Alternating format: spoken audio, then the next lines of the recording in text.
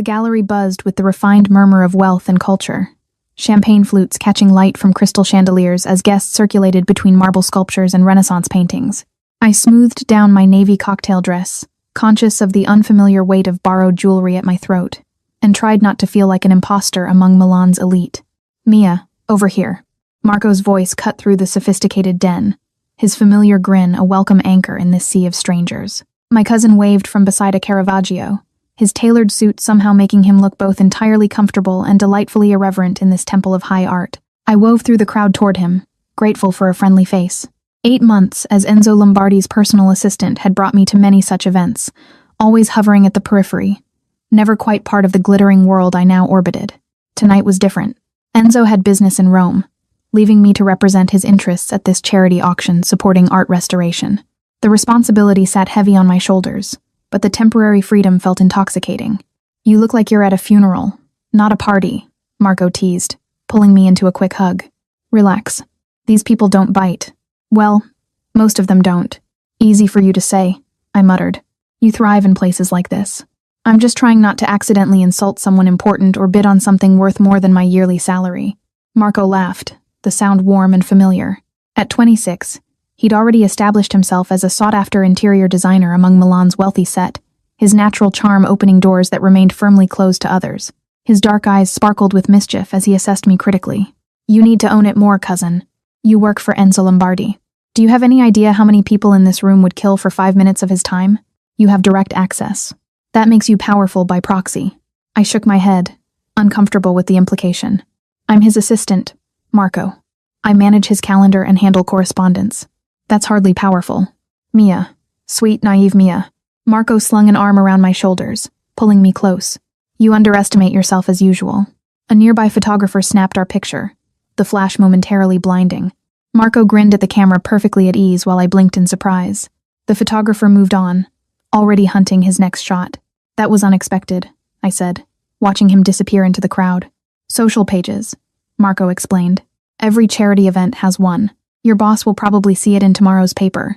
Speaking of which, how is the mysterious Senor Lombardi? Still all brooding intensity and perfectly tailored suits?" Heat crept up my neck at the question. "He's fine, professional, busy." Marco's knowing look made me want to sink through the floor. And you're still pretending you don't feel anything when he's around?" "I don't know what you're talking about," I said too quickly. "Right. And I'm straight." Marco rolled his eyes. "Come on, Mia. I've seen the way your voice changes when you talk about him. The way you light up when he actually notices something you've done. You're falling for him." "I am not," I protested, but my voice lacked conviction. "It's completely inappropriate. He's my employer. He's 12 years older than me, and he's gorgeous, powerful, mysterious," Marco replied helpfully. "Successful beyond measure, protective of you in ways that make me think he feels something too." I pulled away from his embrace, needing space. "Enzo doesn't see me that way. To him, I'm just efficient, reliable, invisible." "If you say so." Marco's tone suggested he knew better. "But for what it's worth, invisible women don't get Cartier jewelry for their birthdays." "That was a professional gift," I said firmly, touching the delicate bracelet that had appeared on my desk 3 months ago, with a card in Enzo's precise handwriting that read, "For your continued excellence." I'd worn it every day since, unable to resist the foolish hope that it meant something more than employer appreciation. The auction began shortly after, and I dutifully fulfilled my role, noting which pieces garnered the most interest and who was bidding against whom.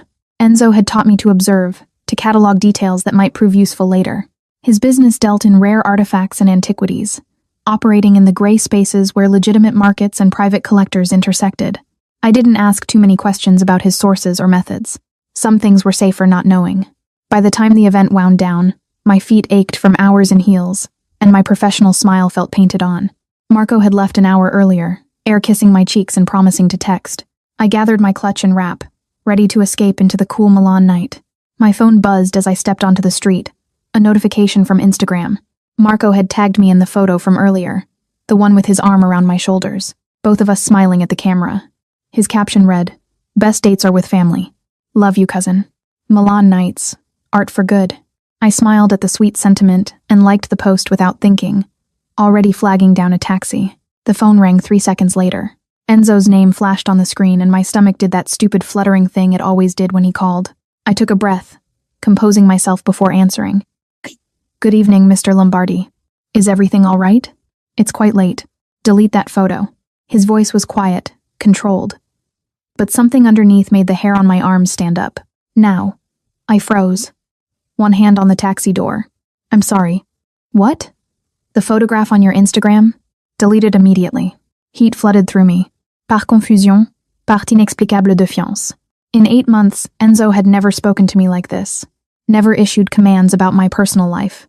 The boundary between professional and personal had always been carefully maintained. A wall we both respected. May I ask why? I kept my voice level, professional, even as something hot and reckless unfurled in my chest. Silence stretched between us, taut and humming with something I couldn't name. I could hear his breathing, could almost feel the tension radiating through the phone connection. Because I'm asking you to. Each word was measured. Careful, too careful. The defiance that had been building suddenly crested. Maybe it was the champagne I'd sipped throughout the evening. Maybe it was Marco's teasing about my feelings. Maybe it was 8 months of swallowing every inappropriate thought and emotion I had about my employer. That's not a reason, Mr. Lombardi. My voice came out steadier than I felt. That's an order. If you want me to delete it, you'll need to give me a good reason. A real one. The silence that followed was different. Charged. Dangerous. Mia. He started, then stopped. I heard something rustle as if he'd moved suddenly. Who is he? Who is who? The man in the photograph with his arm around you. Understanding dawned swift and startling. You're calling about Marco. I'm calling about the photograph, Enzo corrected. But there was no mistaking the edge in his voice now. The one where you're pressed against another man, smiling at him like... He cut himself off abruptly. My heart hammered against my ribs. Like what? Dalla tête mia. Firmer now, that careful control reasserting itself. Please. The please undid something in me. Enzo Lombardi did not say please. He stated facts, gave instructions, made observations. Politeness was built into his phrasing, but actual pleading? Never. Give me one good reason, I said again, softer this time. One real reason why what I post on my personal social media matters to you. The silence stretched so long I thought he might have hung up, then barely above a whisper. Because it does. The line went dead. I stood on the curb, phone still pressed to my ear, mind reeling. The taxi driver cleared his throat impatiently, and I waved him on, suddenly needing to walk to process what had just happened. Enzo had seen the photo. Enzo had called immediately. Enzo had asked, no, demanded that I remove it. And when I'd pushed back, when I'd refused to simply comply, he'd revealed something I'd spent 8 months telling myself I was imagining. He cared. Not as an employer monitoring his employees' social media presence, but as something else. Something that made him call in the middle of the night from Rome.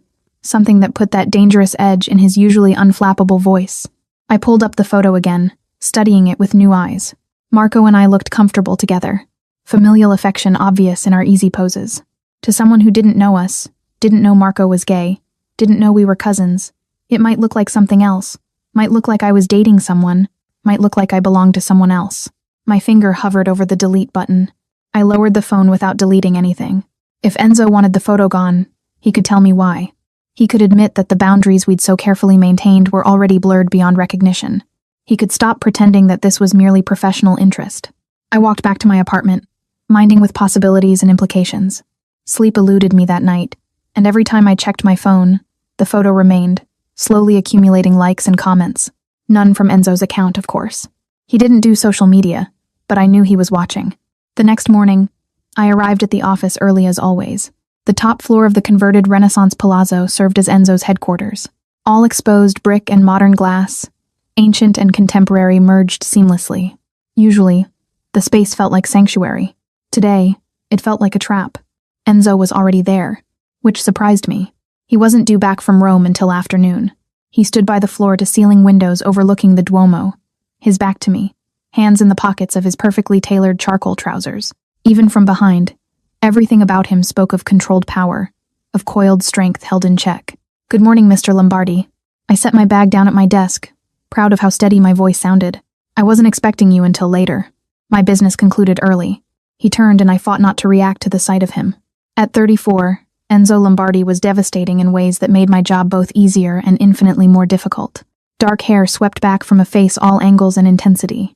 Olive skin and gray eyes that seemed to see straight through me.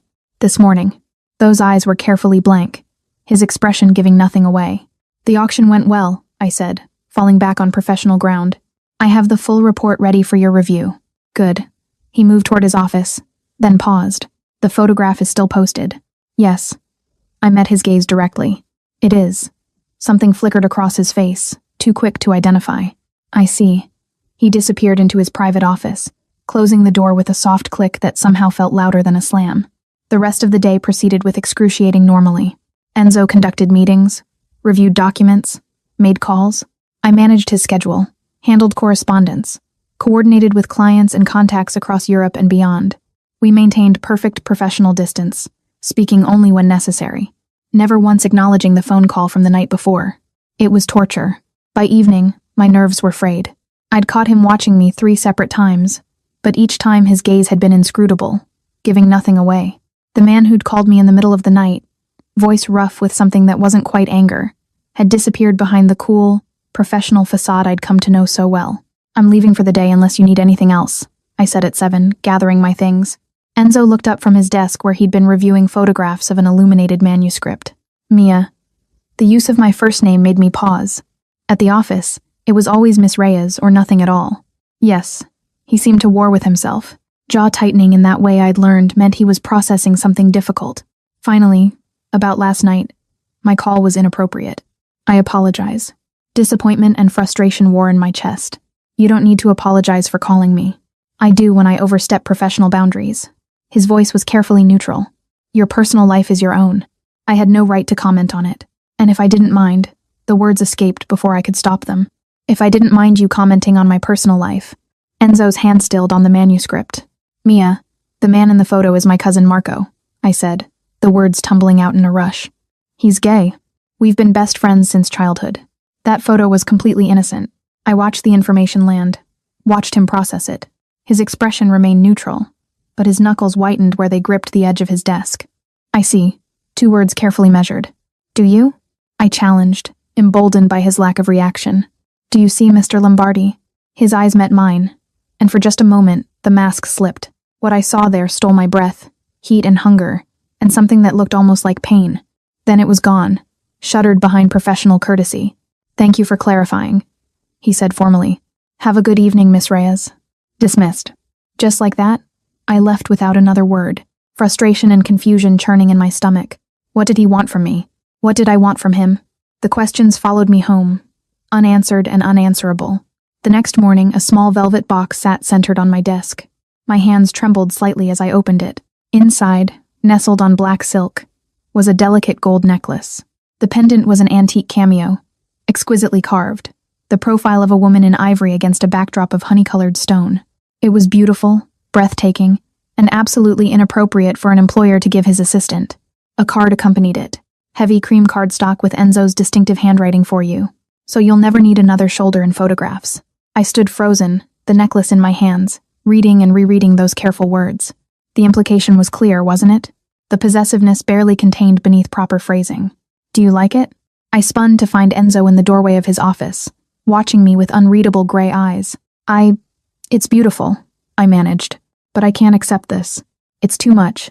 It's a 16th century piece, he said, moving closer. Venetian. The artisan is unknown, but the quality is exceptional. I acquired it last year and have been waiting for the right person to appreciate it properly. Enzo.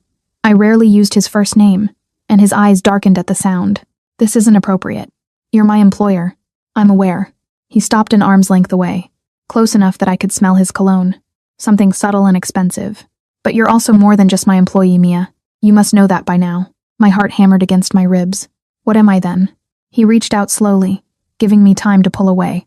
When I didn't, his fingers brushed mine where I held the necklace, the touch sending electricity up my arm.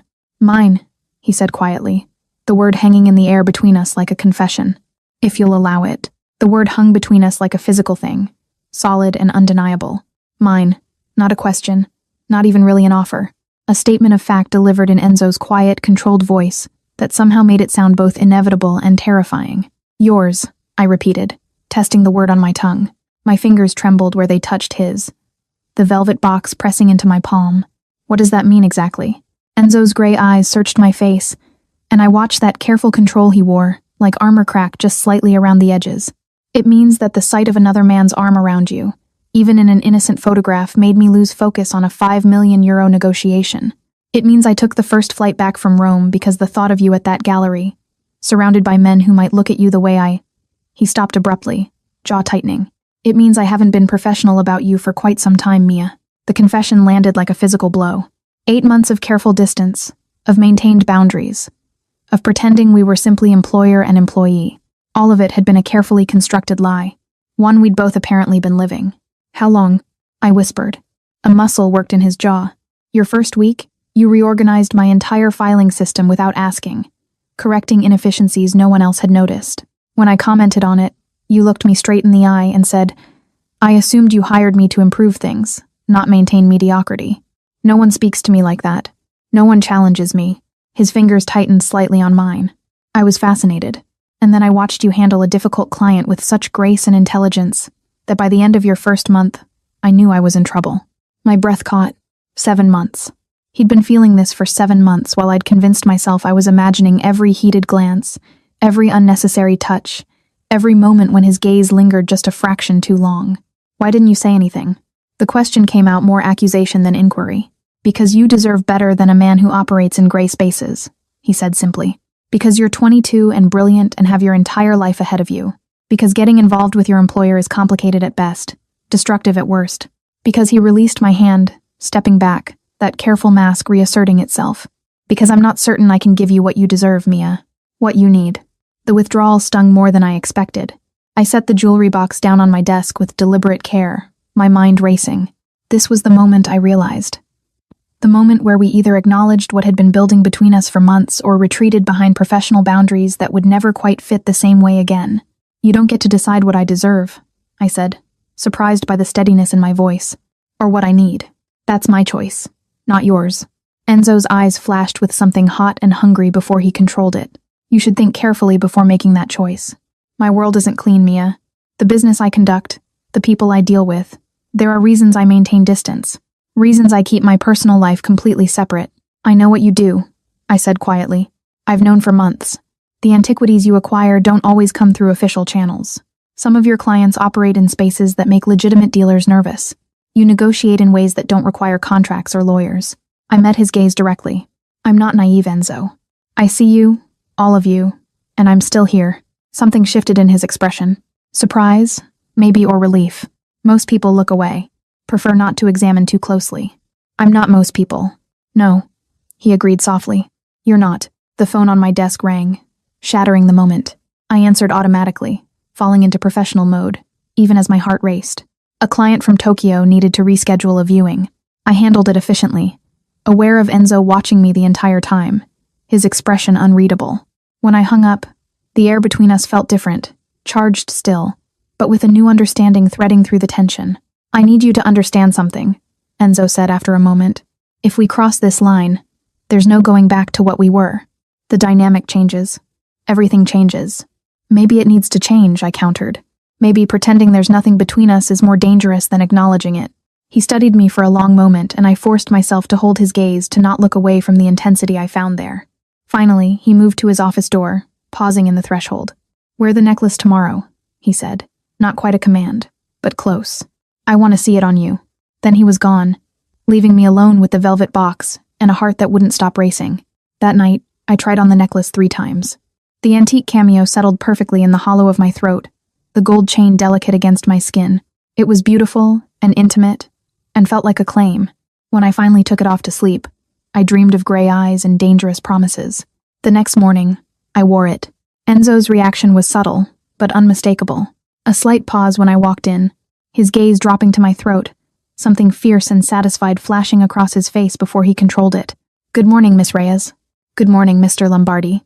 The formality felt absurd now, a remnant of boundaries we'd already crossed, but neither of us suggested changing it. Not yet.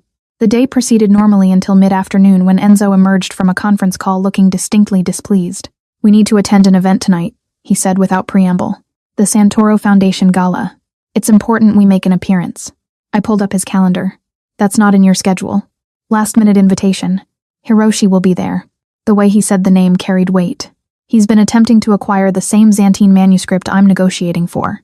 His presence at an event I'm known to support suggests he wants to make contact. I recognize the name. A Tokyo-based collector with a reputation for aggressive acquisition tactics. Do you want me to prepare briefing materials? I want you to accompany me. The statement was delivered calmly, but I caught the undertone as my guest, not my assistant. My pulse kicked up.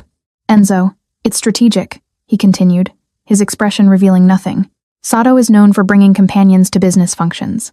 He uses social settings to assess competitors. If I attend alone, it signals weakness. If I bring someone, he trailed off meaningfully, it signals that you're not vulnerable to his particular brand of manipulation. I finished understanding.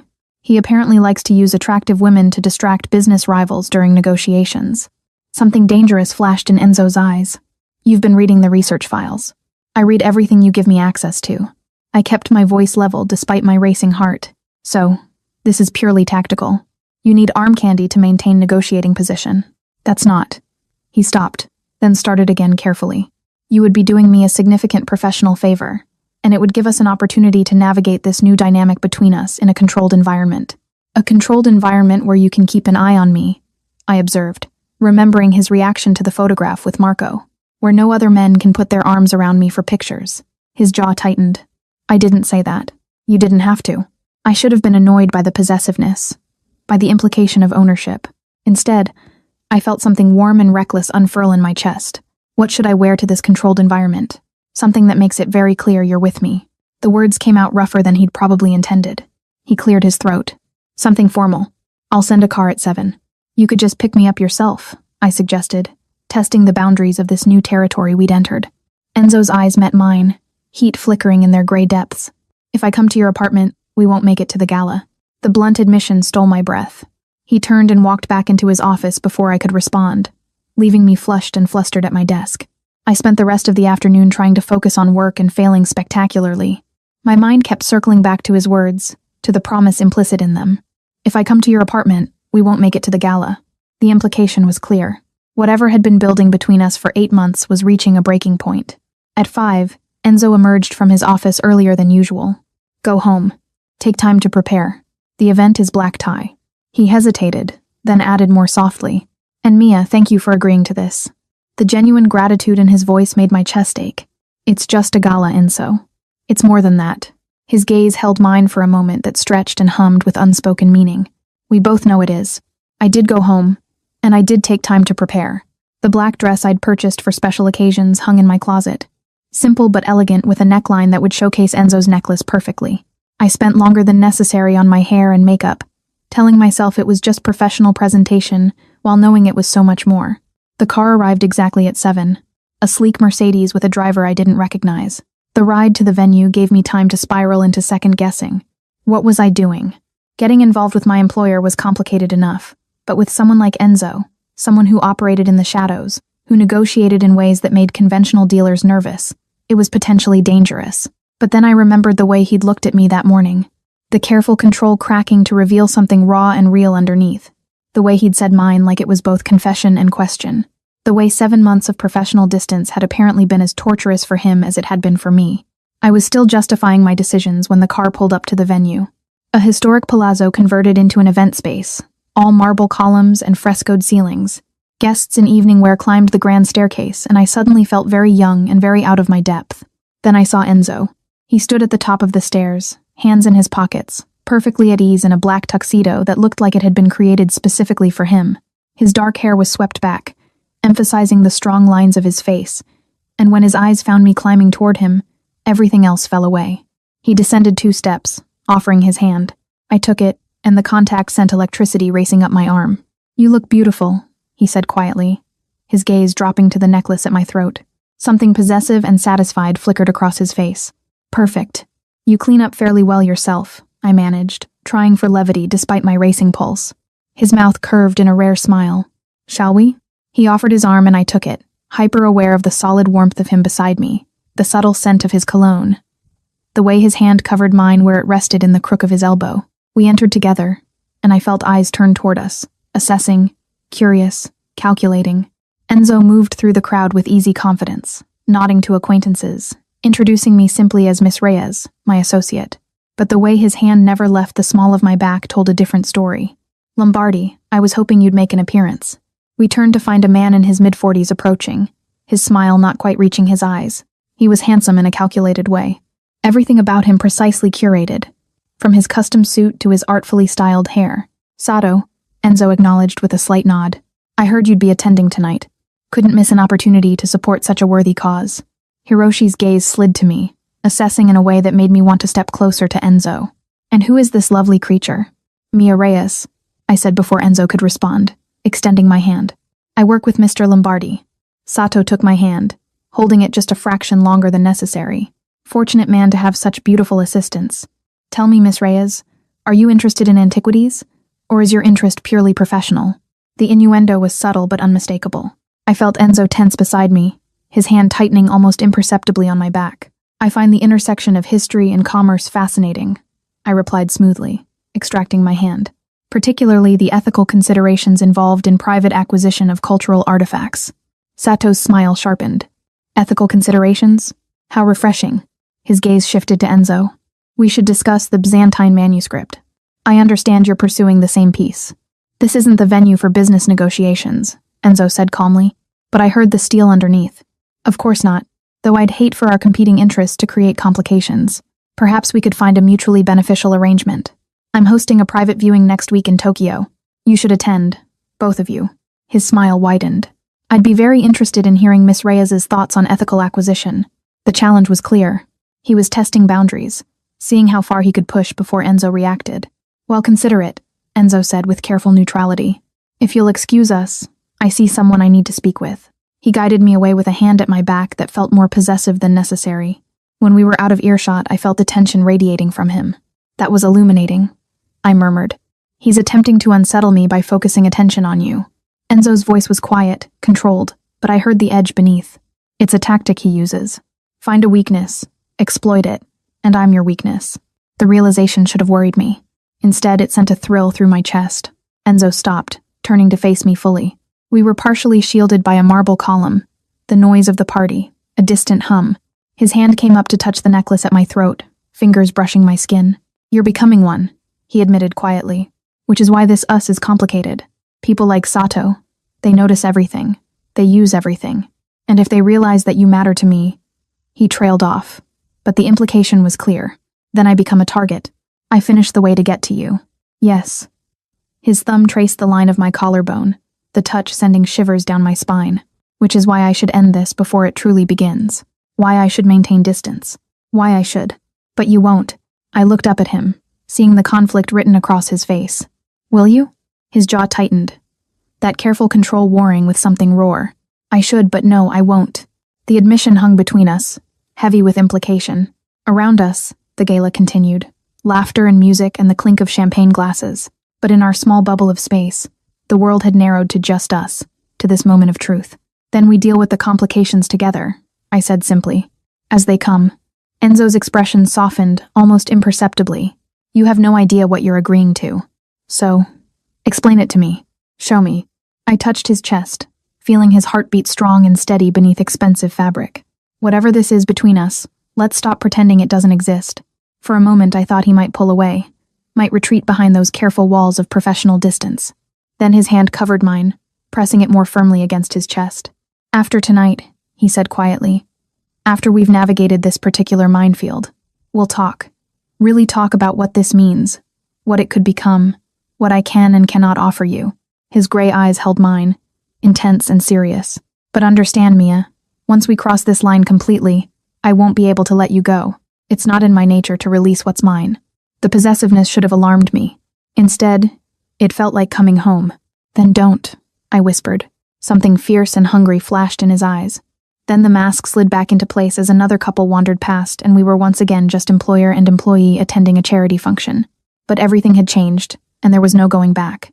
The weeks following the gala settled into a new rhythm that felt both natural and impossibly strange. Enzo and I hadn't crossed any final lines. Not yet. But the pretense of pure professionalism had dissolved entirely. He touched me more freely now, a hand at my back when we reviewed documents together, fingers brushing mine when passing files, his body angling toward me in meetings as if drawn by magnetic force. The necklace had become my daily uniform, and I caught him looking at it at me with an expression that made heat pull low in my stomach. We were dancing around something inevitable, and we both knew it. "Coffee," Enzo said one morning, setting a cup on my desk without looking up from the document he was reading. "2 sugars, light cream, exactly how you take it." I blinked at the offering. In 8 months, he'd never made me coffee. That was my job. Anticipating his needs. Not the reverse. You remembered how I take my coffee. I remember everything about you. He said it absently, still focused on whatever he was reading, as if the admission wasn't earth-shaking. The way you tap your pen 3 times before making notes. How you organize files by color and urgency. That you prefer morning meetings because you're sharper before noon. That you bite your lower lip when you're thinking through a problem. I stared at him. The coffee forgotten. Enzo, the Castellani estate appointment is confirmed for Thursday, he continued, finally looking up. Whatever he saw in my face made him pause. What? You remember everything about me? I repeated softly. His expression shifted, becoming almost vulnerable. Is that surprising? I've been watching you for months, Mia. Studying you. Learning you. He set down the document. It's what I do. When something interests me, I observe until I understand it completely. I'm not an artifact to be catalogued. No. He moved closer, coming around the desk until he stood directly before me. You're infinitely more complicated and more valuable. My breath caught at his proximity, at the heat in his gray eyes. This close, I could see flecks of darker gray in the irises. Could smell the subtle cologne he wore.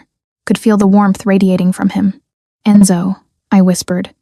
Not sure what I was asking for. His hand came up, fingers ghosting along my jaw. Soon, he promised quietly. Once the Castellani acquisition closes. Once Sato's competing bid is settled. Once there are no professional complications that could be used against you. His thumb brushed my lower lip, the touch sending electricity racing through me. I'm trying to protect you, Mia. Even from myself. I don't need protection from you. You might. His hand dropped away and he stepped back. That careful distance reasserting itself. My world has sharp edges. I need to know I can keep you safe before I pull you fully into it. I wanted to argue to tell him I could handle whatever came. But the seriousness in his expression stopped me. Whatever he was protecting me from wasn't hypothetical. It was real, concrete, dangerous enough to make a man who clearly wanted me maintain this torturous distance. The Castellani estate, I said instead, falling back on work. What do we need to prepare? Relief and something that might have been gratitude flickered across his face. All the documentation you compiled last month. The family is finally ready to liquidate. If we secure the collection, it will be the most significant acquisition of the year. I threw myself into preparation, grateful for the distraction. The Castellani estate contained Renaissance bronzes, illuminated manuscripts, and a collection of Venetian glass that museums had been trying to acquire for decades. Enzo's client, a private foundation in Switzerland, was prepared to pay whatever it took. Thursday arrived with an autumn chill in the air. Enzo had arranged for us to drive to the estate together, a 2-hour journey into the countryside outside Milan. I dressed carefully in a charcoal suit that was professional yet elegant. The cameo necklace my only jewelry. The car Enzo sent was different from his usual. An armored Mercedes with darkly tinted windows. When I questioned it, he simply said, "Precaution. The collection's value makes certain security measures necessary." He was already in the back seat when I entered, reviewing documents on his tablet. But he looked up immediately, his gaze traveling over me in a way that made me flush. "You look perfect," he said quietly. "Professional, but not severe. The Castellanes will appreciate the respect." The drive passed in comfortable silence, broken occasionally by discussions of strategy and valuation. But I was hyper-aware of his presence beside me, the subtle brush of his arm against mine when the car turned, the way his attention kept drifting from his tablet to me. "Are you nervous?" he asked as we neared the estate. "Should I be?" "No, you're excellent at this." He reached over, taking my hand. The gesture was so unexpected, so intimate that I froze. But it's a significant negotiation. Your first time being directly involved in an acquisition of this magnitude. You're bringing me as more than just an assistant. It wasn't a question. I'm bringing you as my partner. His fingers tightened on mine. In every sense that matters professionally, the Castellanes will negotiate with both of us. What you observe, what you notice, it matters. I trust your judgment, Mia. The simple declaration undid something in my chest. Trust from Enzo Lombardi wasn't given lightly. I'd earned it, I realized. Months of proving myself, of demonstrating that I could navigate his world with intelligence and discretion. "I won't let you down," I promised. His smile was small but genuine. "You never have." The Castellani estate was a sprawling villa built in the 16th century, all stone walls and formal gardens slowly surrendering to autumn. An elderly man in a butler's uniform greeted us at the entrance, leading us through halls lined with portraits of ancestors to a library where the current count waited. Count Castellani was in his 70s, elegant in the way only old European nobility could be, with white hair and sharp eyes that assessed us carefully. Beside him sat a younger man, his grandson perhaps, whose expression was less welcoming. Signor Lombardi, the Count greeted in Italian, rising to shake Enzo's hand. And you must be Miss Reyes, my grandson, Alessandro. I shook hands with both men, noting Alessandro's calculating gaze, the way he studied Enzo with something that looked like distrust. The negotiation began cordially enough. Enzo outlined his client's interest, the foundation's commitment to preservation and scholarship. I took notes, observing the room's contents. The way Alessandro's expression tightened when certain pieces were mentioned. The Venetian glass collection. Alessandro interrupted during Enzo's presentation. We've received another offer. One that values the pieces significantly higher than your proposal. Enzo's expression didn't change. May I ask who made this offer? Hiroshi Sato. Alessandro smiled thinly. Perhaps you know him. Ice trickled down my spine. Sato had been silent since the gala, but apparently he'd been working behind the scenes attempting to outmaneuver Enzo by going directly to the sellers. I'm familiar with Senor Sato's methods, Enzo said calmly. His valuations are often optimistic, designed to secure initial agreements that later require significant renegotiation once provenance issues emerge. Are you suggesting provenance problems with our collection? Alessandro's voice hardened. I'm suggesting that Senor Sato's due diligence is sometimes less thorough than it should be. Problems emerge. Acquisitions fall through. Sellers are left in difficult positions. Enzo's tone remained perfectly professional, but I heard the steel underneath. My client's offer is comprehensive and final. No renegotiation, no complications. Count Castellani studied Enzo thoughtfully. You have a reputation for reliability, Signor Lombardi. But Alejandro raises valid concerns. If another buyer is willing to pay more. May I? I interjected softly. Both men turned to me with surprise. Even Enzo looked curious. I pulled out my tablet, accessing the research I'd compiled. I've reviewed Senor Sato's acquisition history over the past 5 years. Of the 43 major purchases he initiated, 12 were delayed by provenance disputes. 7 were ultimately canceled, and 3 resulted in legal action from sellers claiming breach of contract. I met Alejandro's gaze directly. His initial offers are indeed higher. His completion rate is concerning. Alejandro's eyes narrowed.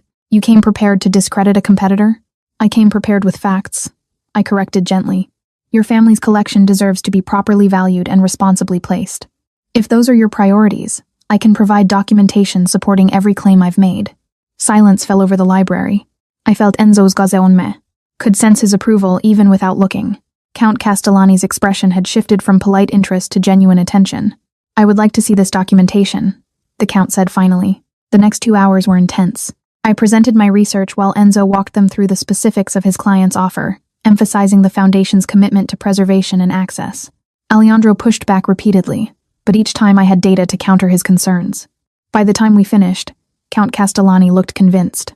You make a compelling case, he said, looking between Enzo and me.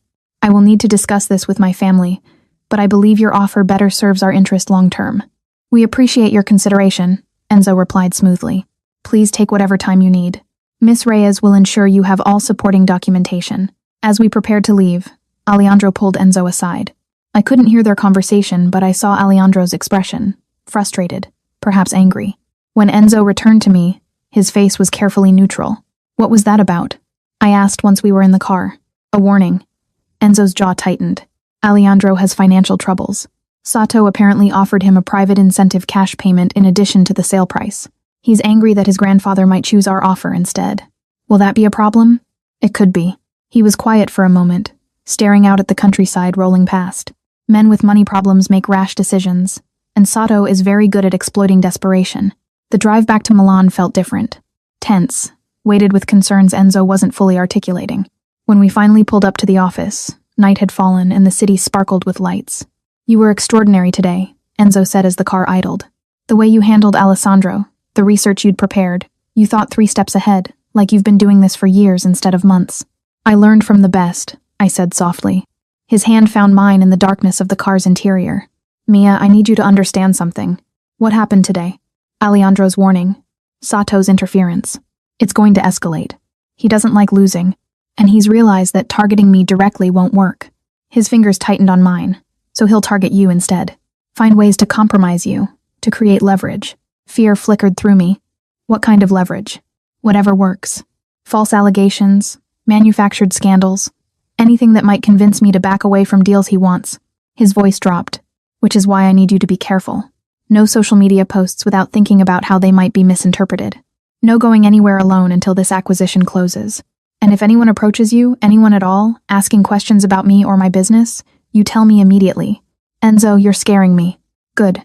He turned to face me fully, his expression fierce. Be scared. Be cautious. Because you matter to me, Mia. And that makes you valuable to people who want to hurt me. I won't let that happen. But I need you to help me protect you. I wanted to argue that I could take care of myself, that I wasn't some fragile thing that needed guarding, but the raw concern in his eyes stopped me. This wasn't about control or possession. It was about genuine fear for my safety. I'll be careful. I promised. But Enzo, you have to tell me if there's real danger, not just theoretical, actual threats. I need to know what I'm dealing with. He studied me for a long moment, then nodded slowly. If it becomes necessary, I will. But for now, just trust me. Let me handle Sato, and whatever moves he makes next. We separated in the parking garage. Enzo heading to his penthouse apartment, me to my modest flat across the city. But I lay awake that night, replaying the warning in his voice, the tension in his shoulders, the way he'd held my hand like he was afraid to let go. The next morning, I arrived at the office to find Enzo already there on the phone, speaking rapid Italian in a tone I'd never heard before. Cold, almost threatening. He ended the call when he saw me, his expression smoothing into professional neutrality. Good morning. What happened? I sat down my bag, noting the tension around his eyes. Alejandro Castellani called Count Castellani last night, tried to convince him to accept Sato's offer. His jaw tightened. When that failed, he contacted a journalist friend. There will be a story in tomorrow's financial press questioning the legitimacy of some of my previous acquisitions. My stomach dropped. Can they do that? Just publish, unsubstantiated? They'll frame it as investigative journalism. Raise questions without making direct accusations. It's enough to create doubt, to make clients nervous. He moved to the window, staring out at the city. Sato's fingerprints are all over this. It's exactly his method. Use proxies to attack credibility, create chaos, then sweep in as the stable alternative. What do we do? We prepare. He turned back to me, and I saw the strategist behind the calm facade. I've already contacted my attorney and our public relations consultant. We'll issue statements, provide documentation, refuting whatever they claim. But Mia, he paused. They might mention you.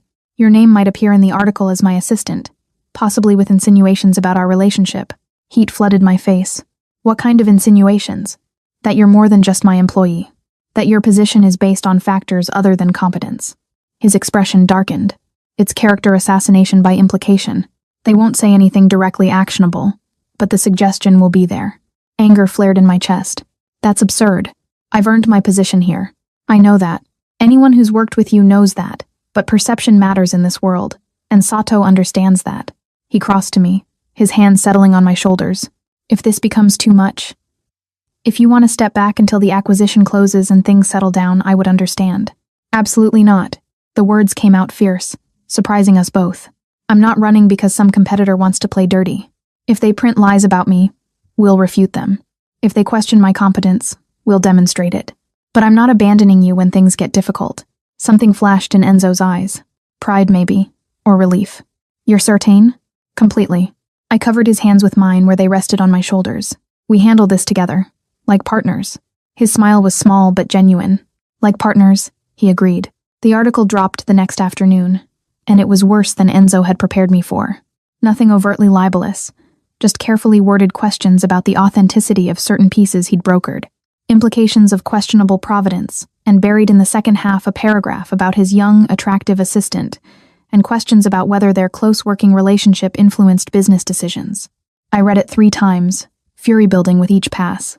The journalist had done their homework, pulling up social media photos, including the one with Marco that I'd never deleted, and weaving a narrative of impropriety without ever making direct claims. It's garbage, I said, throwing down my tablet. Innuendo and insinuation without a shred of actual evidence, but effective. Enzo's voice was carefully controlled. Too controlled. 3 clients have already called asking about the allegations. The Swiss Foundation wants additional documentation before finalizing the Castellani acquisition. So, we provide it. We refute everything. Demonstrate that it's a smear campaign. We will. He was quiet for a moment, staring at the article on his screen. But Mia, you need to understand. This is what involvement with me looks like. People using whatever tools they can to create leverage, to find weakness. If we continue down this path, if we let what's between us become more than professional, it will happen again, and possibly worse. I moved to stand before his desk, forcing him to look at me. Are you trying to push me away? I'm trying to give you an exit. His gray eyes met mine, and I saw the conflict there. Desire warring with protective instinct. Before this goes any further, before you're in so deep that leaving would cost too much. I'm already in deep. The admission hung between us. Have been for months. This article doesn't change that. It should, but he said it without conviction. Well, it doesn't. I straightened decision crystallizing. So, here's what we're going to do. We're going to release a statement refuting the acquisition questions with documentation. We're going to have your attorney send a letter to the publication noting the unsubstantiated nature of the personal implications. And then we're going to close the Castellani deal and show Hiroshi Sato that his tactics don't work. Enzo stared at me for a long moment. Then slowly a real smile spread across his face. When did you become so fierce? I learned from watching you. I returned the smile, feeling something settle into place between us. Besides, I'm protecting what's mine too. His expression shifted at that heat-replacing concern. Yours? Well, you claimed me first. Seems only fair. The laugh that escaped him was genuine. Surprised. Fair? He repeated, standing and moving around the desk. I'm not sure anything about this is fair, Mia. Not to you. Let me worry about what's fair to me. I tilted my head back to meet his gaze as he stopped before me. Right now, I'm more concerned with making sure Sato doesn't win. He won't. The certainty in Enzo's voice was absolute, because we have something he doesn't. What's that? His hand came up, cupping my face. The truth, and each other. Then he kissed me. It wasn't gentle or tentative. It was claiming, possessive, 8 months of restraint finally breaking. His mouth was hot and demanding against mine. His hand sliding into my hair, tilting my head to deepen the kiss. I melted into him, my hands fisting in his shirt, every nerve ending lighting up with sensation. When we finally broke apart, both breathing hard, his forehead rested against mine. No more distance, he murmured. No more pretending. I can't. I won't keep doing this dance. Mia, you're mine, and I'm yours. Whatever comes, we face it together. Together, I agreed. The word a vow. Outside, the sun set over Milan, painting the sky in shades of amber and gold. Inside Enzo's office, we stood wrapped in each other, finally acknowledging what had been building between us from the very beginning. The complications weren't over. Sato would make more moves. There would be more articles, more attempts to create leverage, but we would face them as what we'd always been destined to become, partners in every sense that mattered. And somehow that made everything feel possible. The kiss changed everything and nothing. We were still professional at the office mostly, but the careful distance had evaporated entirely. Enzo touched me freely now, his hand at my back when we reviewed contracts, fingers brushing mine when passing documents, his body gravitating toward me in meetings like a compass finding north.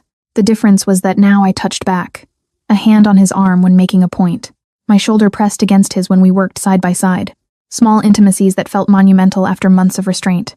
You're smiling at your coffee, Enzo observed one morning, his own mouth quirking. Should I be concerned about the competition?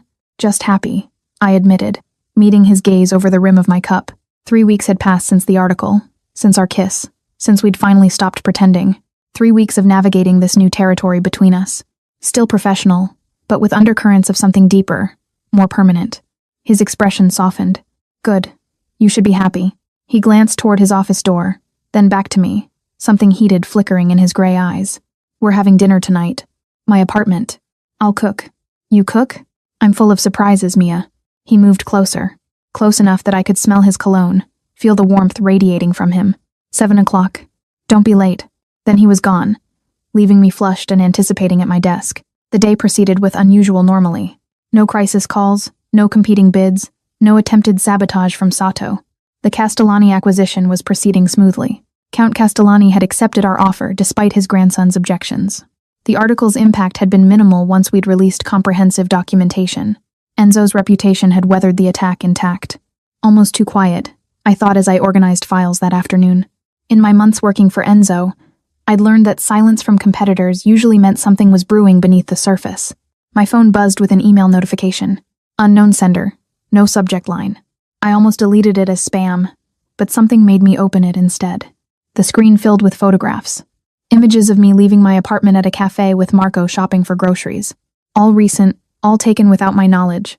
Below them, a single line of text. Interesting company you keep, Miss Reyes, especially for someone so close to Lombardi. My blood ran cold. I clicked through the images, my hands trembling. Someone had been following me, watching me, documenting my movements. The violation sent nausea rolling through my stomach. Enzo emerged from his office, took one look at my face, and was beside me in 3 strides. What happened? Wordlessly, I showed him the email, watched his expression shift from concern to something cold and dangerous. How long? His voice was eerily calm. The photos, they're from the past week, but this is the first message. He took my phone, studying the images with professional detachment that somehow made his fury more evident. Sato, he's attempting to create leverage, make you feel unsafe. Hope you'll pressure me to back away from the Castellani deal. It's working, I admitted, hating the tremor in my voice. I feel violated. Watched. Enzo's jaw tightened. He set down my phone and pulled me against him, his arms wrapping around me with fierce protectiveness. I'm sorry. I should have anticipated this. Should have ensured your security sooner. How could you have known? Because I know how men like Sato operate. His voice was rough against my hair. And because you matter to me, which makes you a target, I was careless with your safety. I pulled back enough to look at him. This isn't your fault. It is. The conviction in his voice was absolute, but I'm going to fix it. Starting now. He pulled out his own phone, making a rapid call in Italian. When he hung up, his expression was set with determination. My head of security will be here in 20 minutes. You're not going anywhere without protection until this is resolved. Enzo, that's excessive. It's necessary. His hands framed my face, forcing me to meet his fierce gaze. Someone was watching you, Mia. Following you. Taking photographs without your knowledge. That's not just intimidation. It's a threat. And I will not take chances with your safety. Not ever. The absolute certainty in his voice. The protective fury emanating from him. It should have felt suffocating. Instead, it felt like safety. Like someone finally standing between me and danger. Okay, I whispered. Whatever you think is best. Relief flashed across his face. Thank you for trusting me. Julio, Enzo's head of security, arrived exactly 20 minutes later. A compact man in his 50s with alert eyes and an economy of movement that suggested military background. He reviewed the email, asked pointed questions about my routine, and made notes on his phone. Standard intimidation protocol, he assessed. The photography is professional quality, but not military surveillance. Whoever Sato hired is competent, but not exceptional. We can handle this. I want someone on her around the clock. Enzo said Marco for days, Sofia for nights. They're both cleared for close protection work. Already arranged. Julio confirmed. Miss Reyes, I'll need your schedule. Preferred routes, regular locations. The more information I have, the better I can ensure your safety. I provided what he needed, still slightly dazed by how quickly Enzo had mobilized resources. Within an hour, I had 2 additional people in my life. Marco, not my cousin, a different Marco, which would be confusing, and Sofia, both professional and unobtrusive, but clearly competent. This is surreal, I murmured to Enzo once Julio had left to coordinate details. This is necessary. He pulled me back into his office, closing the door for privacy. Mia, I need you to understand something. Singing those photographs, that's not the end of his play. It's the beginning. He's testing boundaries, seeing how far he can push before I react. And how will you react? Something cold and dangerous flickered in his eyes by showing him that touching what's mine has consequences. I don't want you to do anything illegal. The words tumbled out in a rush or violent or anything that could come back on you. His expression softened at my concern. I won't. My response will be perfectly legal and entirely devastating. But it will send a clear message. You are off limits forever. The possessiveness in his voice sent heat spiraling through me despite the circumstances. And what message are you sending to me? That I protect what I care about? He stepped closer, his hand settling on my waist. That I will move heaven and earth to keep you safe. That you matter more than any acquisition, any business deal, any. He stopped, something vulnerable flashing across his face. Than anything. Mia, you matter more than anything. The declaration stole my breath. Enzo, I love you. The words were quiet, certain, absolute. I've been falling in love with you since you reorganized my filing system and told mediocrity was unacceptable. And I know it's complicated. I know the timing is terrible with everything happening, but I need you to know before this goes any further. I love you. Tears pricked my eyes. I love you too. I think I have for months, but I was afraid to admit it. Afraid it was one-sided. Afraid of ruining what we had professionally. He kissed me, swallowing the rest of my words. This kiss was different from the first, less desperate, more certain. A claiming and a promise and a homecoming all at once. Dinner at my apartment, he murmured against my mouth.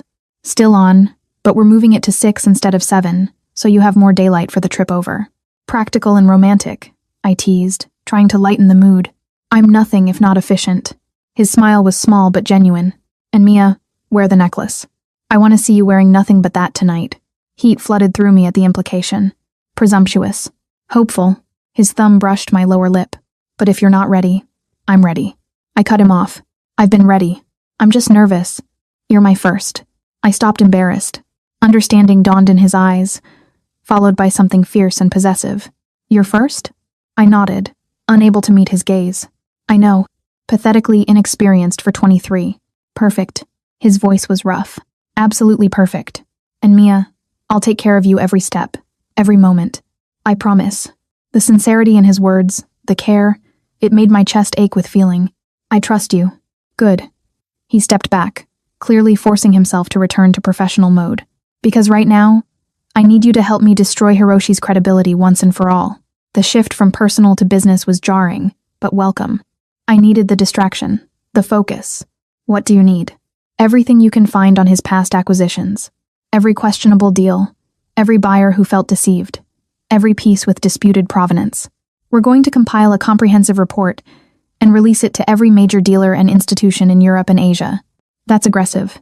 But even as I said it, I was already opening my laptop, fingers flying across keys. He came after you. Enzo's voice was cold steel. He made this personal. Now he'll learn what that costs. We worked through the afternoon compiling documentation, verifying sources, building an airtight case against Sato's business practices. By 5, we had a 40-page report that would devastate his reputation in the antiquities world. This will end his career, I observed, reviewing the final document. Yes, Enzo showed no remorse. He should have considered that before he targeted you. At 5:45, Marco the bodyguard appeared to escort me to Enzo's apartment. The ride through Milan's evening traffic felt surreal, Sophia following in a second car. Marco alert and watchful beside me. This was my life now. Protected, watched, safe, but constrained. Enzo's penthouse occupied the top floor of a converted industrial building overlooking the Nigli district. I'd never been here before. Our relationship had existed entirely within the professional sphere until now. Crossing this threshold felt monumental.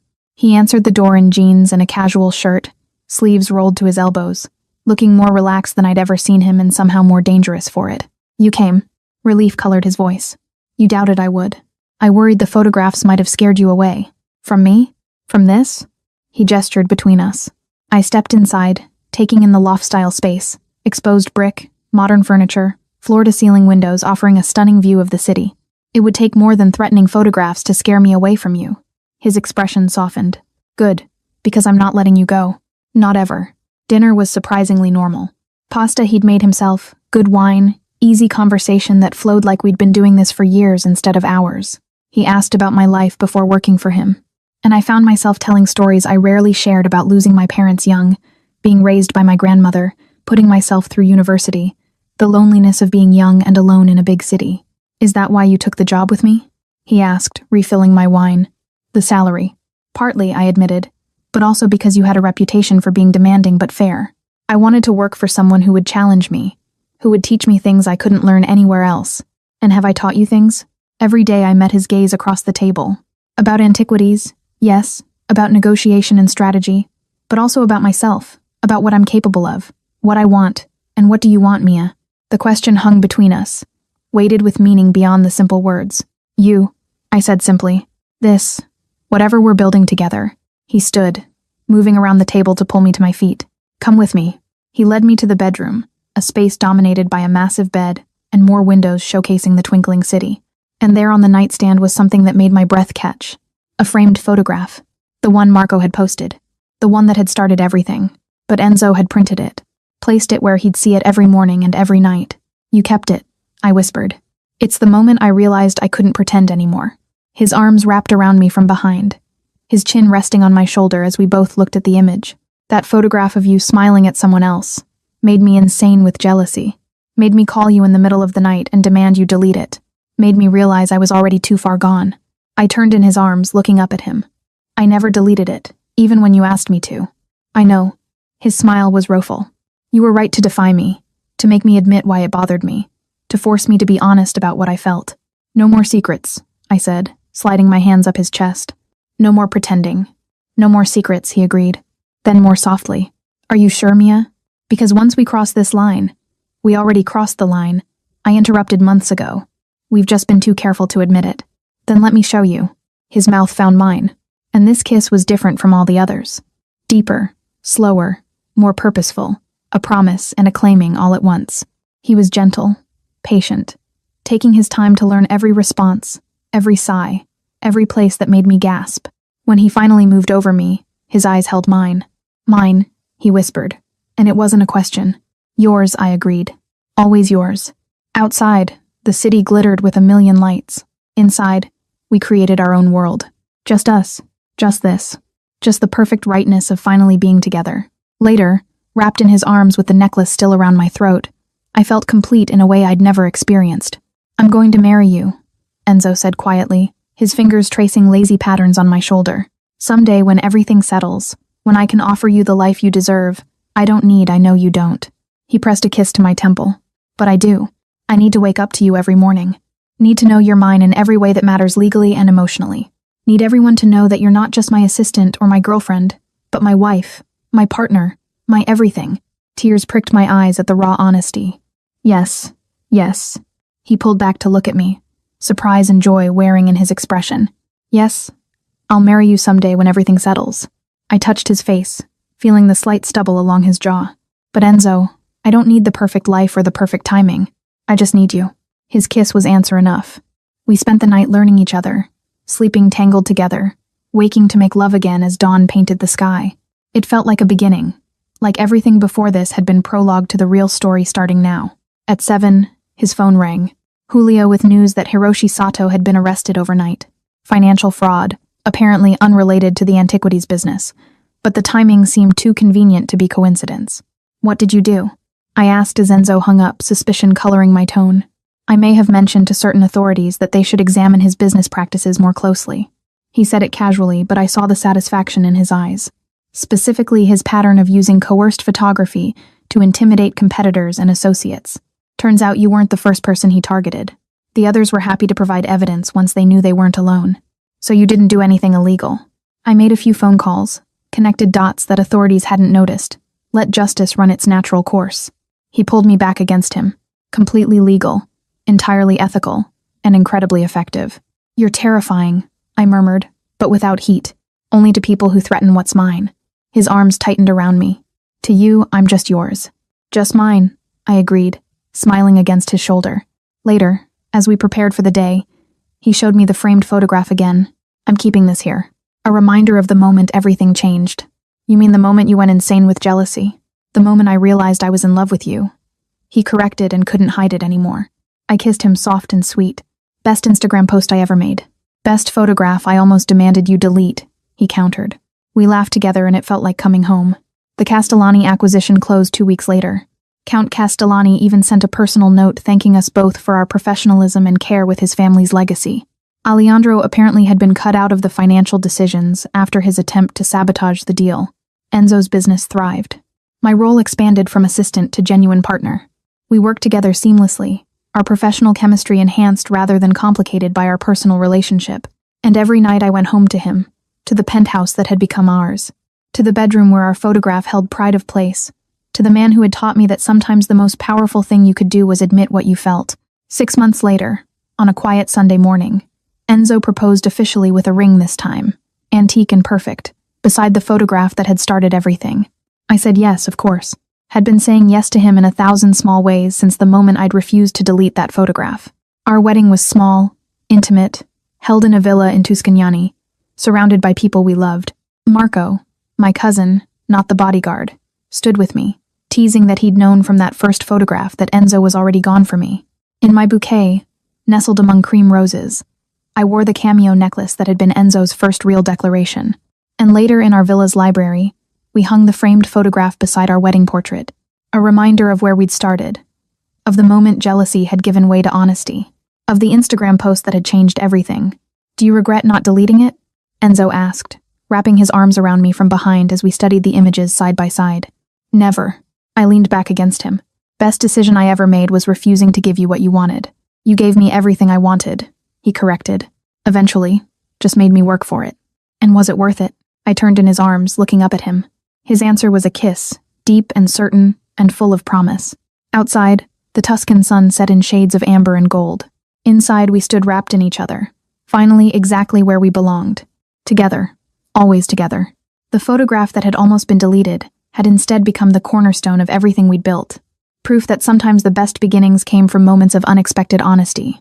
From jealousy transformed into love. From a man who couldn't bear to see someone else's arm around the woman who had already become his entire world. 2 years of marriage transformed what I'd thought I knew about love and partnership. Enzo wasn't just my husband. He was my collaborator, my confidant, the person who understood me in ways I'd never expected anyone could. The antiquities business flourished under our combined leadership. I'd transitioned fully from assistant to partner, my name appearing beside Enzo's on all major acquisitions. Lombardi and Reyes had a certain ring to it, even if I'd kept my maiden name professionally while becoming Mia Lombardi in every personal sense. "You're staring at that photograph again," Enzo observed one morning, catching me paused beside our bedroom nightstand, where the infamous Instagram image still held its place of honor. Just remembering, I touched the frame gently. How terrified I was when you called that night. How defiant I felt, refusing to delete it. How that one moment changed absolutely everything. He moved behind me, wrapping his arms around my waist, his chin resting on my shoulder exactly as it had countless times before. I was insane that night. Couldn't focus on anything except the sight of another man touching you. Even after I flew back to Milan, even after I saw you at the office the next morning, I couldn't shake the feeling that I was losing something precious before I'd ever really claimed it. "You never really claimed it," I corrected, turning in his arms. "We chose each other. There's a difference." His smile was soft, the expression he reserved only for me. "Semantics. But you're right. You chose to stay when I gave you every reason to run. Chose to stand beside me when things got dangerous. Chose to love me despite all the complications that came with it. Best choice I ever made." "Second best," he corrected, his thumb brushing along my jaw. The best was refusing to delete that photograph. Everything else followed from that single act of defiance. Our morning routine had become comfortable over 2 years. Coffee together before the day's demands pulled us in different directions. Stolen moments of intimacy before assuming our professional roles. The easy partnership of two people who'd learned to move through life in sync. At the office, we'd found our rhythm. Enzo handled negotiations with the kind of quiet intensity that made competitors nervous. I managed client relationships and research. My background in art history finally put to full use. Together, we'd built something extraordinary. A business that operated with absolute integrity while still competing at the highest levels. "The Kimura collection viewing is this afternoon," I reminded him, reviewing the day schedule over my tablet. "They're expecting us at 2. Confirmed. He was reading through correspondence, his coffee cooling forgotten beside him. "And tonight, dinner at my mother's. She's insisting on her monthly family gathering." I smiled at the mention of Signora Lombardi, who'd welcomed me into the family with surprising warmth once she'd understood that Enzo's interest in me was genuine and permanent. "Your mother just wants to know when we're giving her grandchildren." "And what do we tell her?" "The same thing we always tell her when the time is right." But I said it with less conviction than usual, my hand unconsciously moving to my stomach where I'd been feeling slightly off for the past week. Enzo noticed because Enzo noticed everything about me. "Are you feeling all right? You've been tired lately." "Just busy season," but even as I said it, I was doing mental calculations. When had my last period been? 3 weeks? 4? My cycle had never been perfectly regular, but still. "Mia." He sat down his coffee, giving me his full attention. "If something's wrong, nothing's wrong," I assured him quickly. "Just maybe I should see a doctor. Rule out anything serious." His expression shifted from concern to understanding so quickly it made my breath catch. "You think?" "I don't know. Maybe it's probably nothing." But I couldn't finish the sentence, suddenly overwhelmed by the possibility. Enzo was beside me in an instant, his hands gentle on my shoulders. "Would you want it? If you are, would you?" "Mia, I've wanted everything with you since the moment you challenged me about that photograph." His voice was rough with emotion. "A child, a future, growing old together, all of it. But only if you want it to. Only if you're ready." "I think I might be ready," I admitted.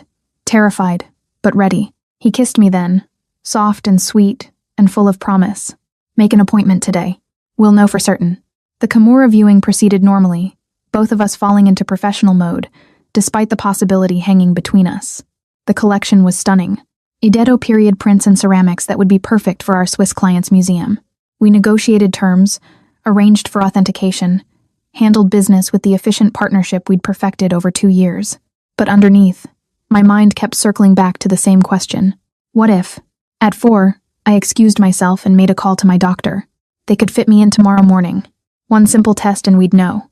That evening at his mother's home in the Milan suburbs, I watched Enzo interact with his nieces and nephews, patient with their questions, playful in a way he rarely showed others, completely at ease despite the chaos of children running through every room.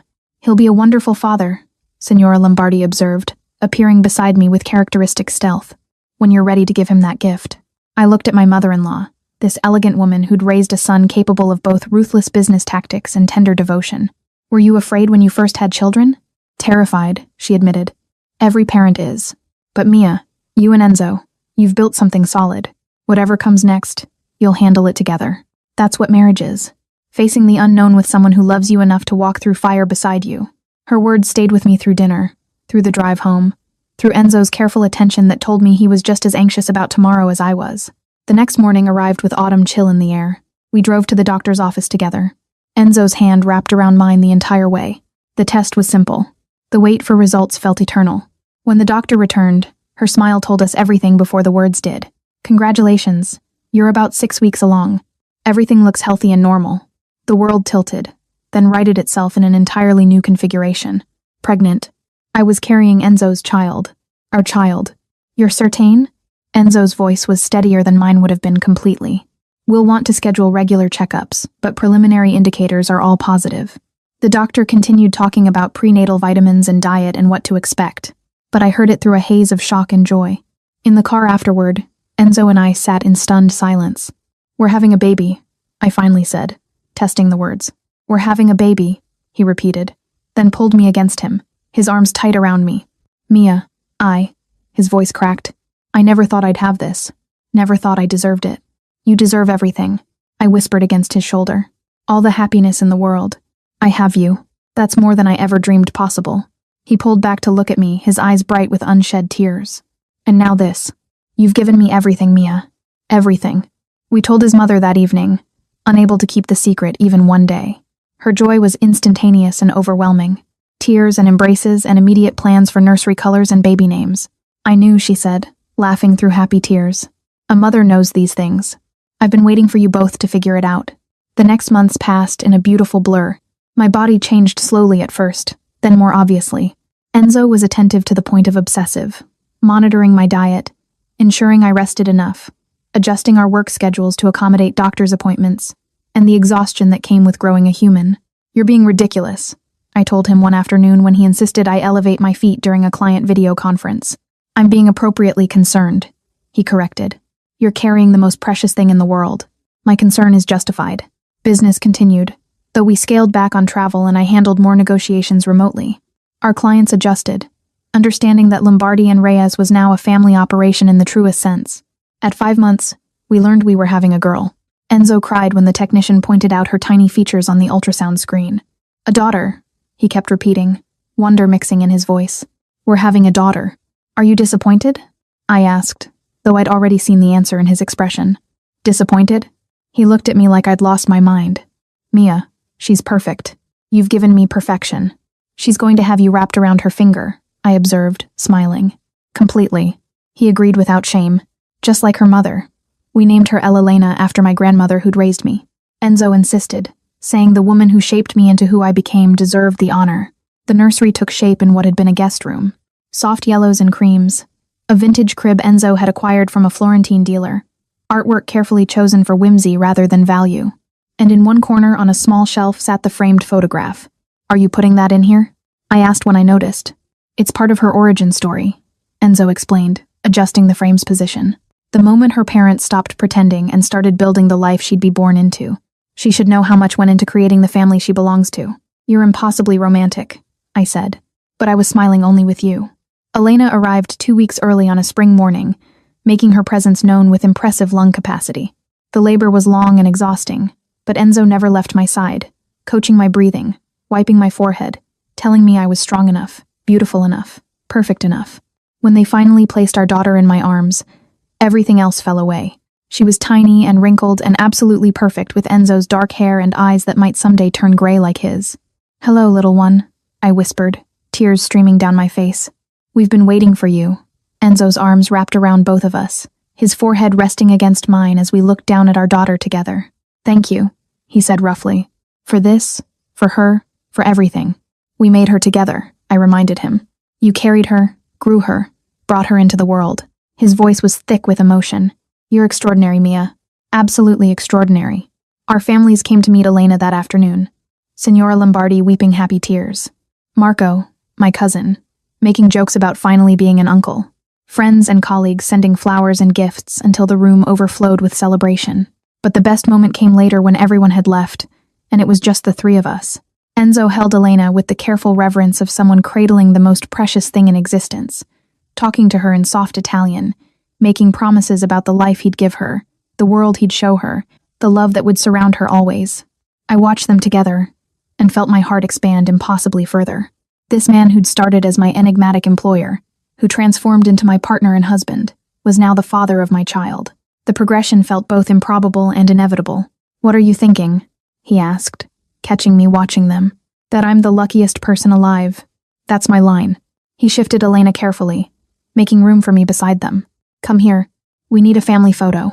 I snuggled against his side, our daughter cradled between us, and pulled out my phone for a selfie. The three of us, tired, disheveled, completely besotted with the tiny human we'd created. Should I post this one? I teased, remembering the photograph that had started everything. Absolutely. His smile was genuine, warm, free of the jealous possessiveness that had characterized his reaction 3 years ago. Let the whole world see what we've built. I posted it with a simple caption. Our newest acquisition worth more than anything we've ever found.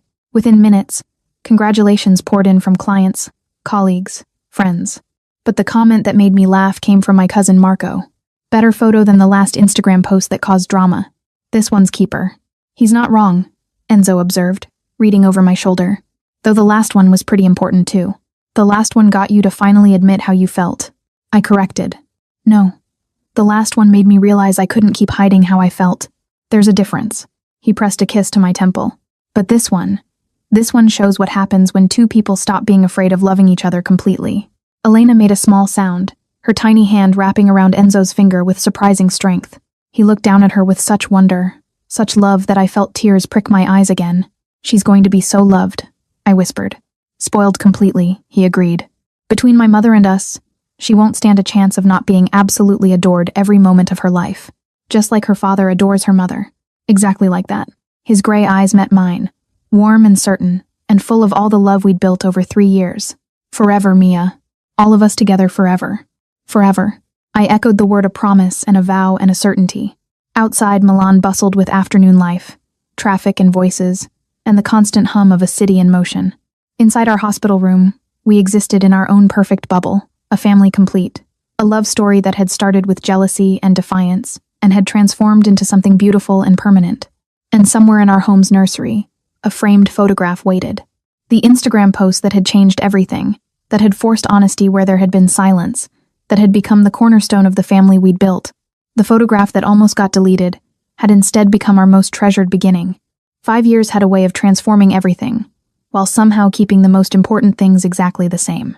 Elena was 4 now, a whirlwind of dark curls and gray eyes that saw too much. Just like her father's, she had Enzo's intensity and my curiosity, a combination that kept us constantly entertained and occasionally exhausted. Papa, why can't we keep it? Elena asked for the 3rd time that morning, standing in Enzo's office and pointing at a Renaissance bronze sculpture that had just arrived for authentication.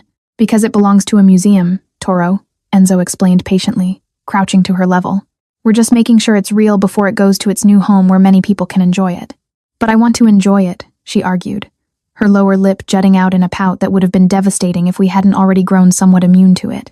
You are enjoying it, I interjected, rescuing Enzo from the circular logic of a 4-year-old.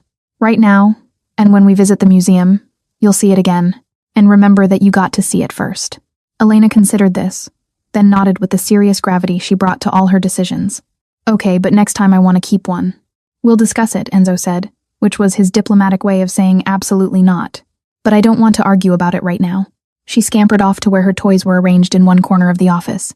A small concession to the reality that running an international antiquities business while raising a child required creative integration of responsibilities. She's going to be trouble, I observed, watching her settle in with her coloring books. She already is, Enzo replied, but his voice held only affection, just like her mother. I wasn't trouble. I was professionally assertive. You refused a direct order from your employer based on principle. His arms wrapped around me from behind, a gesture so familiar it felt like coming home. That's definitely trouble. The best kind. I leaned back against him, comfortable in the ease we'd built over 5 years of marriage. The business had grown beyond our wildest projections. Lombardi & Reyes was now one of the most respected names in antiquities acquisition, known for ethical dealing and scholarly expertise.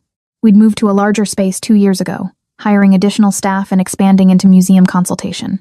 I'd published my first book last year, a comprehensive guide to Renaissance bronze authentication that had become required reading in graduate programs across Europe. Enzo still handled the major negotiations, but increasingly we worked as true equals, our expertise complementing and enhancing each other's. The Tokyo Museum called again, I said, pulling up the message on my phone. They're interested in us curating their new European wing. That's a 2-year project. Enzo's voice held a question underneath the statement. At least I turned in his arms to face him. Would require extended time in Tokyo, probably with us alternating who's there. Or I hesitated. We could make it a family adventure. Elena would adapt. A 4-year-old in Tokyo for 2 years. But he was already considering it. I could see the wheels turning behind his eyes. It could work. She'd become fluent in Japanese, experience a different culture, and your research would benefit from direct access to their collections. You're already mentally planning it, I accused, smiling. I'm mentally planning how to make it work if we decide to do it, he corrected. There's a difference. Elena looked up from her coloring. Are we going somewhere? Maybe Tokyo, I said, moving to sit beside her for a long visit. Would you like that? Her eyes widened with the same excitement she brought to all new experiences. Can we see Mount Fuji and eat sushi and all of it? Enzo assured her, joining us on the floor with an ease that would have shocked anyone who knew only his professional persona. If we go, we'll explore everything. Then I want to go. She returned to her coloring with renewed energy. I'll color a picture of it for you.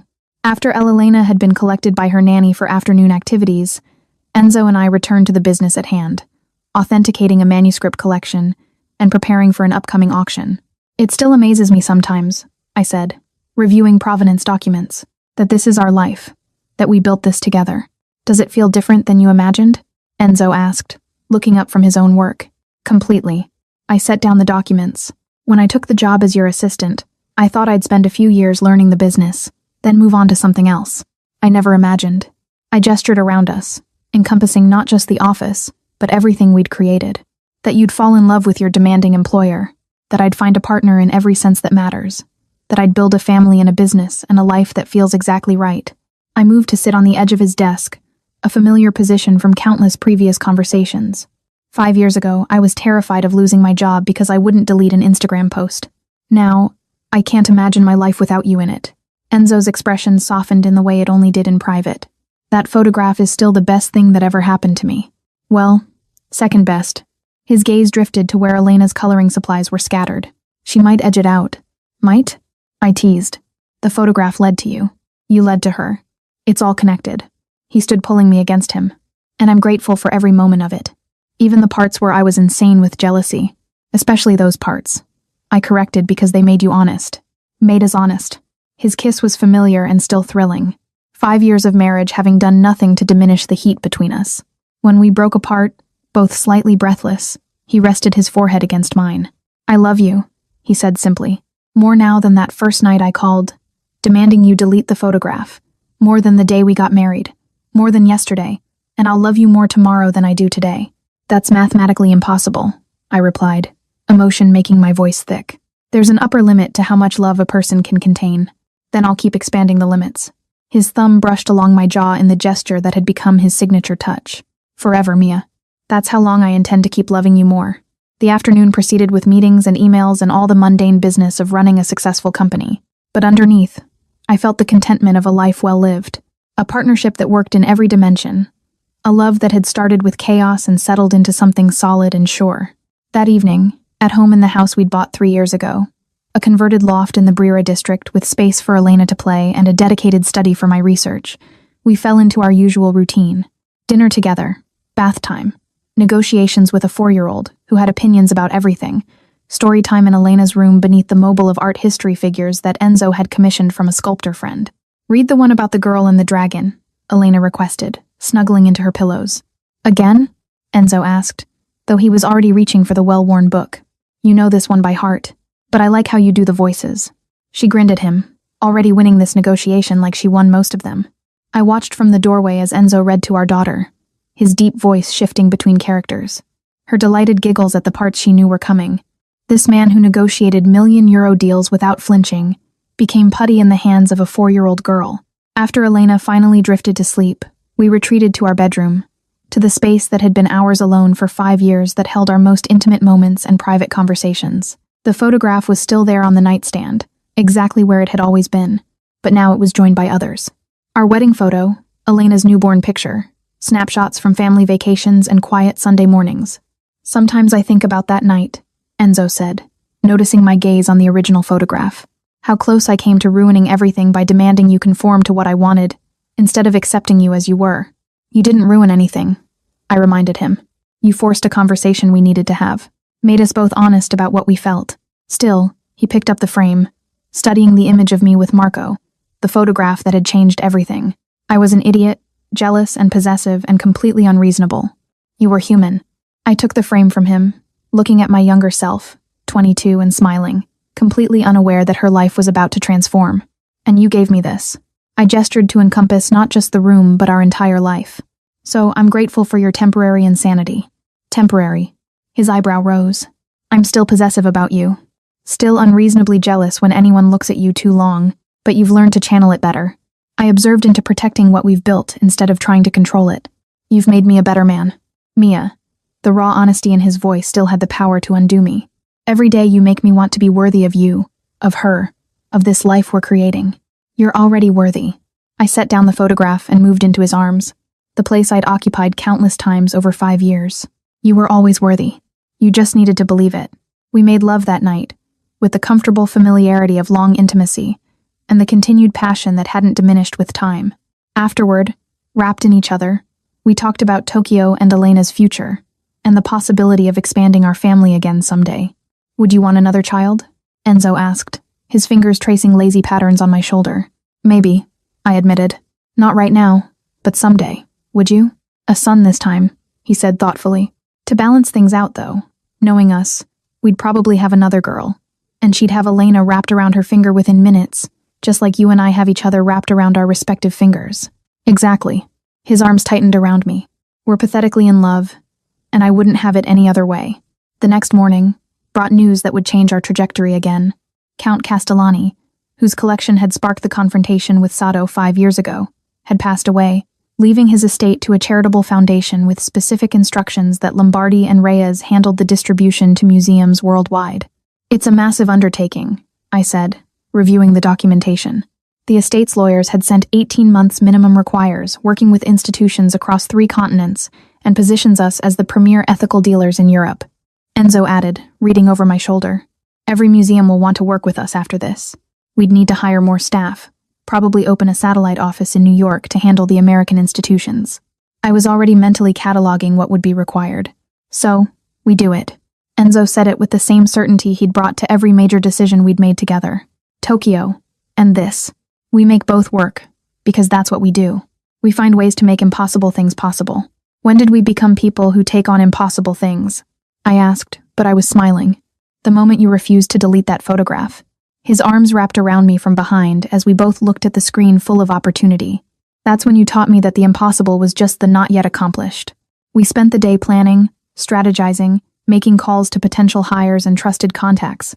By evening, we had the framework of a plan, aggressive but achievable, if we were willing to work harder than we'd ever worked before. Are you sure? I asked Enzo that night as we reviewed our strategy. This is going to consume the next 2 years. Late nights, travel, constant demands with you beside me. He didn't hesitate. Absolutely. We've built something extraordinary, Mia. This is just the next evolution of it. The next evolution, I repeated, liking the phrase. From your assistant to your partner to what?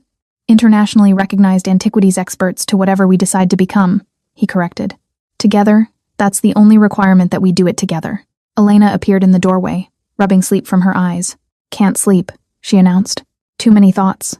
Come here, Toro, Enzo said, opening his arms. She climbed into his lap, and I watched them. My husband and daughter. The family I'd built with a man who'd once been my enigmatic employer. What thoughts are keeping you awake? I asked, smoothing her dark curls. If we go to Tokyo and help museums and see new places, Will we still be us? Her question was so earnest, so concerned that my chest ached. Always, Enzo assured her. No matter where we go or what we do, we'll always be us. Your mama and I, we figured that out 5 years ago. That the location doesn't matter as long as we're together. Because you love each other, Elena asked. Because we choose each other, I corrected gently. Every day. That's what makes a family. Choosing to be together even when things get complicated. She seemed satisfied with this answer, settling more comfortably against Enzo. Then I want to go to Tokyo and help with museums and see everything. Then that's what we'll do, Enzo promised. Later, after returning Elena to her bed and finishing our own preparations for sleep, I found myself once again looking at the photograph on our nightstand. Do you ever wonder what would have happened if I had deleted it? I asked. If I just complied with your demand instead of pushing back? Enzo considered this seriously.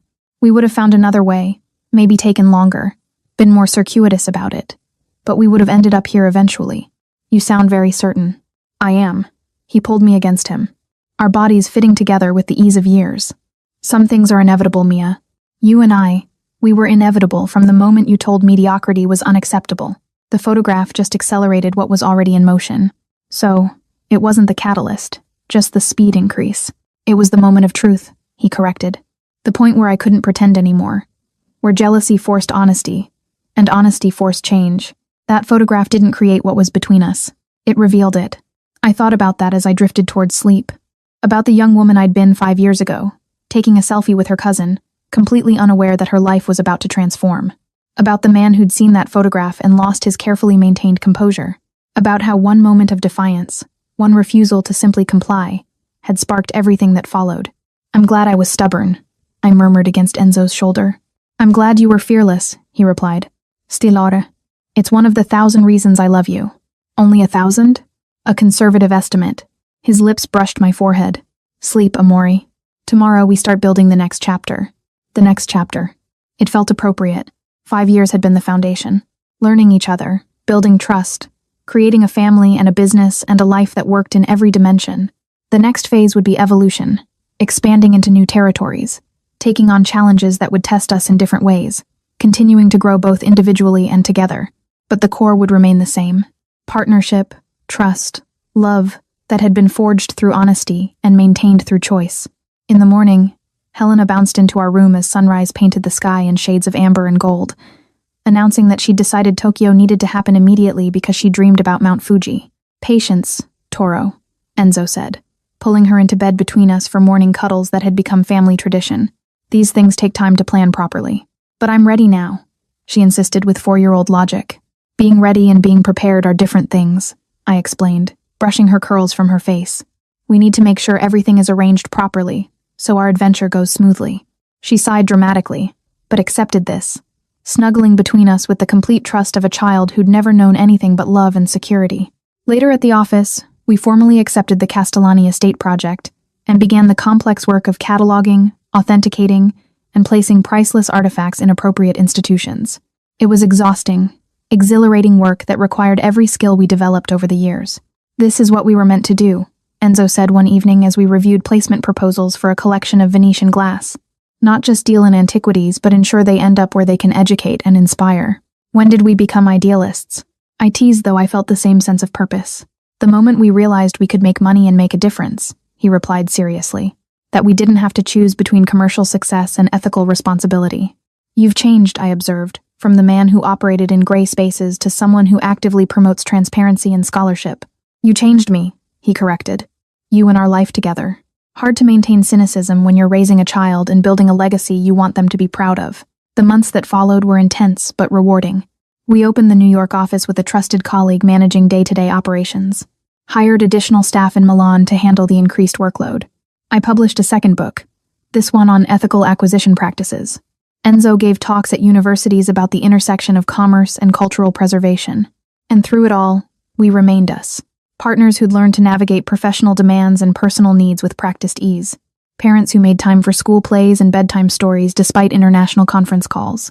A couple who still looked at each other across crowded rooms and felt that same spark that had ignited 5 years ago. On our 5th wedding anniversary, Enzo surprised me with a trip to Tuscany, just the two of us. Elena staying with his mother, who absolutely delighted in spoiling her granddaughter. This is where we got married, I said unnecessarily, looking out at the villa where we'd exchanged vows. This is where we started our marriage, Enzo corrected. But we started us long before this in an office in Milan with a photograph that almost got deleted. He'd brought something with him, a box wrapped in simple paper. Inside was a leather-bound album, and when I opened it, tears immediately filled my eyes. Every photograph from our 5 years together, the Instagram post with Marco on the first page, our wedding photos, Elena's birth, family vacations and quiet moments, and the 1,000 small instances that comprised a life shared. Our story, Enzo said quietly, from the beginning until now, with space for everything still to come. It's perfect. I clutched the album, overwhelmed by the thoughtfulness of it. You're perfect. Hardly. But he smiled, pulling me close. Just a man who got lucky enough that the woman he couldn't stop thinking about refused to do what he demanded, who pushed back and forced honesty and changed everything. We changed everything. I corrected. Together. Together. He agreed. That night in the same villa where we'd celebrated our wedding, we made love with the passion of newlyweds and the deep intimacy of long partnership. Afterward, looking at the album of our years together, I felt the weight of gratitude for every choice that had led us here. What do you think Elena will remember about all this? I asked. About us? About this life we're building. That her parents loved each other, Enzo said simply. That they worked hard and chose each other every day. That they built something meaningful together. He paused. And maybe that her father once lost his mind over an Instagram post. I laughed, the sound echoing in our room. That story is definitely going in the family history. As it should. He kissed my temple. It's a good story about jealousy and defiance and love that refused to stay hidden. About two people who found each other despite all the reasons they shouldn't have, I added, and built everything that mattered because they did. We returned to Milan, renewed, ready for the next phase. Elena had grown even in just 3 days, or so it seemed, more articulate, more curious, more herself. Nona taught me Italian songs, she announced proudly, and she said, "When I'm older, I can help at the office like Mama does." "When you're much older," I emphasized, catching Enzo's amused expression. "But I can learn now," she insisted, "about art and history, and how to tell if things are real." "That's true," Enzo conceded. "Learning can start anytime. Doing the actual work requires more maturity." "Then I'll be mature," Elena declared with the absolute confidence of a 4-year-old, making us both laugh. The Tokyo project moved forward, and we decided to make it a family adventure. As originally discussed, 6 months in Tokyo, then returning to Milan for 6 months, alternating for the duration of the project. Elena would attend an international school. We'd immerse ourselves in Japanese culture and the entire family would grow from the experience. "Are we crazy?" I asked Enzo the night before our first departure for Tokyo. Uprooting a 4-year-old, managing a business across continents, attempting to curate an entire museum wing while parenting. "Completely crazy," he agreed cheerfully. "But we've never done anything the conventional way. Why start now? Because conventional is safer. Conventional is boring." He pulled me against him, his arms secure and certain around me. "And we're many things, Mia, but boring isn't one of them." Tokyo was everything we'd hoped. Challenging, exciting, overwhelming, and absolutely perfect. Elena thrived in the international school environment. The museum work pushed us professionally in new ways, and being together as a family in a completely different culture somehow strengthened our bonds rather than straining them. "She's happy," I observed one evening, watching Elena play with new friends in our temporary apartment's common area. "She is," Enzo agreed. "And so are you. I can see it." He was right. Despite the challenges, despite being far from home, despite the constant juggling of responsibilities, I was happy. We were happy because we had what mattered, each other. On the 1-year anniversary of our Tokyo project, I discovered I was pregnant again. The news was both surprising and welcome.